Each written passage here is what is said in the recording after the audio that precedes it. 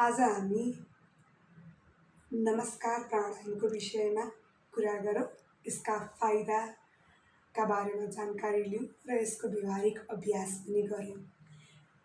मुख्यतया नमस्कार प्राणायामका धेरै फाइदाहरू छन्। यसले श्वास प्रश्वास सम्बन्धी समस्याहरूलाई ठिक पार्छ, रगत शुद्धिकरण गर्छ, शरीरमा भएका विजातीय तत्त्वहरूलाई निकालेर फाल्छ, पसिना र श्वासको माध्यमबाट हाम्रो शरीर मनमा भएका विजातीय तत्त्वहरूलाई निकालेर फाल्छ। बिहानीको समयमा नियमित नमस्कार प्राणायाम गर्नाले हाम्रो मानसिक स्वास्थ्य एकदमै राम्रो हुन्छ।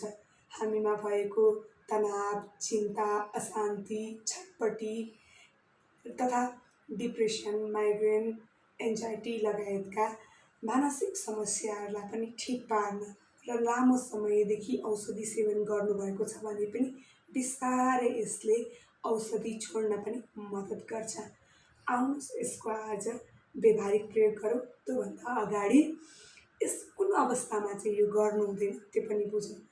एकदमै धेरै प्रेसर हाई छ, भर्खरै कुनै पनि कुराको शल्यक्रिया गर्नुभएको छ, अपरेसन गर्नुभएको छ, भर्खरै बिरामी भएर उठ्नुभएको छ भने यो नमस्कार प्राणायाम गर्नु हुँदैन र सकेसम्म रातिको समयमा पनि नमस्कार प्राणायाम गर्नु हुँदैन। किनकि नमस्कार प्राणायामले हामी एकदमै धेरै फ्रेस बनाउँछ, हामीलाई निन्द्रामा जान दिँदैन।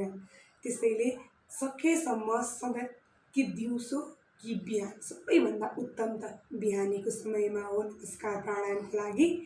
आउनुहोस् सँगै गरौँ। सबैभन्दा पहिले दुवै खुट्टालाई भी आकारमा यसरी राखौँ। दुवै खुट्टामा शरीरको तौल बराबर दुवै हातको चोरी औँला र माझी औँलालाई जोडौँ। आँखा बन्द गरौँ, मुख बन्द गरौँ, नाकबाट पुरा श्वास छोडौँ।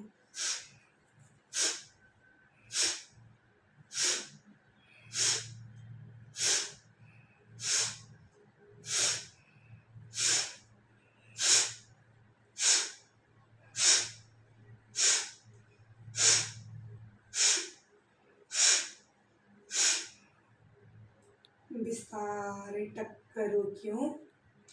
यसलाई हामी सङ्गीतको तालमा पनि गर्न सक्छौँ। आफ्नो अनुकूलता हेरेर यसलाई हामी थोरैमा 5 मिनट, धेरैमा 15 मिनट गर्न सक्छौँ र नमस्कार प्राणायाम गरिसकेपछि केही समय, कम्तीमा 5 मिनट स्थिर बसेर ध्यानको अभ्यास गर्न सकिन्छ। बिस्तारै ध्यानको अभ्यास गरौँ। एकैछिन स्थिर बसौँ, हातलाई ज्ञान मुद्रामा राखौँ। आफै प्राकृतिक रूपले आउँदै जाँदै गरेको श्वासप्रति सजग, केही गर्नु छैन, आनन्दको अनुभव, स्थिर आसन।